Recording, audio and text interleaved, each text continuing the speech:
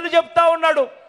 ఎందుకు ఇన్ని పొత్తులు పెట్టుకుంటా ఉన్నాడు, వీటి అన్నింటితో కూటమి కడతా ఉన్నది ఎందుకు అని ప్రతి ఇంట కూడా ప్రతి ఒక్కరూ కూడా ఆలోచన చేయమని కోరుతా ఉన్నా. కారణం ఏమిటో తెలుసా? కారణం చంద్రబాబు పాలనలో చరిత్రలో నిలిచిపోయే మైలురాళ్ళు ఏవీ లేవు. వ్యవస్థలు కానీ, మంచి పథకాలు కానీ, మంచి స్కీములు కానీ, ప్రజలకు చేసిన మంచి కానీ, ఇలాంటి పునాదిరాలు ఏవి కూడా చంద్రబాబు పాలనలో లేవు. చంద్రబాబు 14 సంవత్సరాలు ముఖ్యమంత్రిగా పరిపాలన చేశాడంటాడు, 3 సార్లు తాను ముఖ్యమంత్రిగా పాలన చేశాడంటాడు.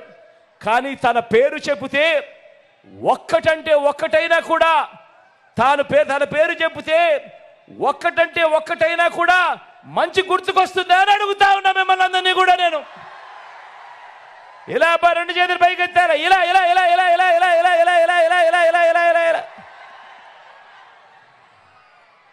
తన పేరు చెబితే ఒక్కటంటే ఒక్క స్కీమ్ అయినా గుర్తుకొస్తుందా అని అడుగుతా ఉన్నాను. 2 చేతులు పైకి ఎత్తారా, ఇలా ఇలా ఇలా ఇలా ఇలా ఇలా ఇలా ఇలా ఇలా.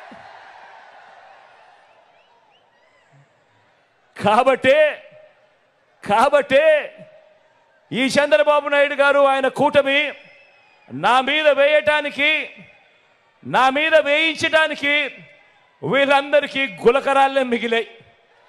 ఈ చంద్రబాబు కూటమికి మన 58 నెలల పాలనలో గతంలో ఎప్పుడూ జరగని విధంగా అలాంటి మైలురాళ్ళు, అలాంటి పునాదిరాళ్ళు మనం వేసినది చరిత్రలో ఎప్పటికీ కూడా నిలిచిపోయే విప్లవాలుగా ఎప్పటికీ కూడా కనిపిస్తూ ఉంటాయి.